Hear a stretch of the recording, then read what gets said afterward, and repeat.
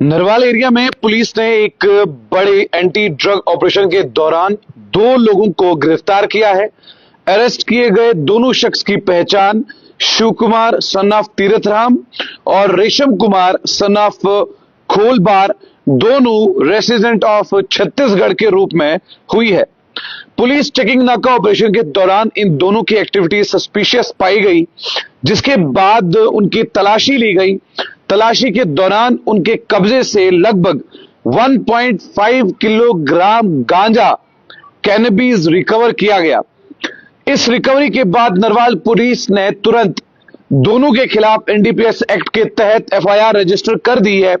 दोनों एक्यूज को कस्टडी में लेकर पूछताछ शुरू कर दी गई ताकि पता लगाया जा सके ये ड्रग्स कहां से आए, किसने दिए और ये कोई बहुत बड़ा ग्रोह या नेटवर्क तो नहीं है। पुलिस अब इस पूरे ड्रग सप्लाई चेन की जांच कर रही है और इस केस में आगे और भी अरेस्ट होने की संभावनाएं जताई जा रही हैं। इन्वेस्टिगेशन की currently underway and further details are awaited. अब आप ये सोचिए कि जिनके नाम में शिव कुमार और तीरथ नाम, जिसके नाम में राम हो और वो ऐसा घिनौना काम करे, वो लोगों को जहर बेचे, तो आप समझ सकते हैं कि कितनी ज्यादा गहराई में ये कौन से लोग हैं जो माहौल को खराब कर रहे हैं, जो हमारे यहां पर जम्मू कश्मीर के अंदर छत्तीसगढ़ से सामान लेके आ रहे हैं और सामान लाने के बाद ये लोग खुलेआम बच्चों की जिंदगियों को खराब कर रहे हैं, उन्हें गांजा बेच रहे हैं। ये तमाम चीजें जो है वो ये कर रहे हैं। लेकिन नरवाल पुलिस का बड़ा एक्शन देखने को मिला, नरवाल पुलिस की कार्रवाई देखने को मिली और इस कार्रवाई में साफ तौर पर उन्होंने 2 लोगों को गिरफ्तार किया, तीरथराम को और शिव कुमार को। ये दोनों रहने वाले रेसिडेंट जो हैं छत्तीसगढ़ के हैं। 1.5 किलोग्राम गांजा कैनबीज जो है इनसे निकली और उसके बाद इन दोनों लोगों को हिरासत में लिया गया। इन दोनों पर एनडीपीएस एक्ट के तहत केस दर्ज किया गया। अब इनसे पूछताछ की जा रही है। पूछताछ करने के बाद ये पूरा नेटवर्क की जांच जो है वो की जाएगी। कहीं ये नेटवर्क बहुत बड़ा तो नहीं है?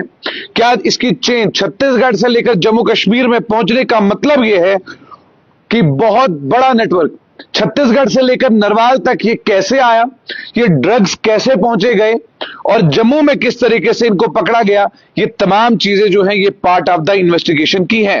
और इस पार्ट ऑफ द इन्वेस्टिगेशन के बाद ही मालूम होगा कि आखिरकार ये लोग ये गांजा जो है वो कहां से लेकर आए थे। क्या जम्मू में इससे पहले इन लोगों ने गांजा सप्लाई किया था, बेचा था, या 1.5 केजी ही बेचने आए थे? ये तमाम चीजें पार्ट ऑफ द इन्वेस्टिगेशन की रहती हैं।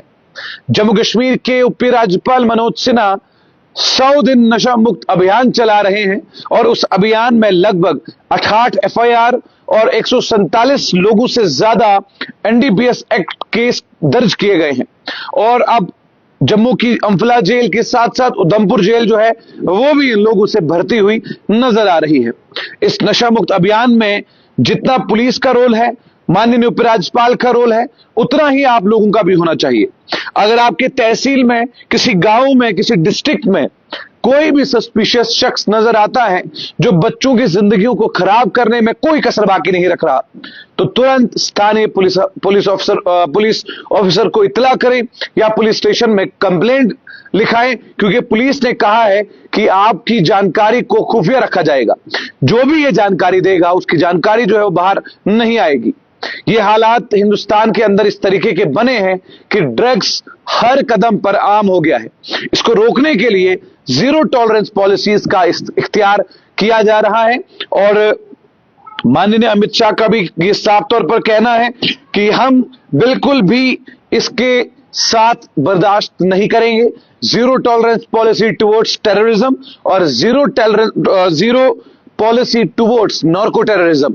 लेकिन ये दोनों चीजें जब से भाजपा ने बोली है जीरो टॉलरेंस पॉलिसी, तब से हर स्टेट के अंदर बढ़ती हुई नजर आ रही है। इस पर माननीय उपराज्यपाल ने जो 100 दिन नशा मुक्त अभियान चलाया है, उसके चलते कमाल की यह चीज है कि 68 एफआईआर लग गई हैं, 147 से ज्यादा लोग गिरफ्तार किए गए हैं।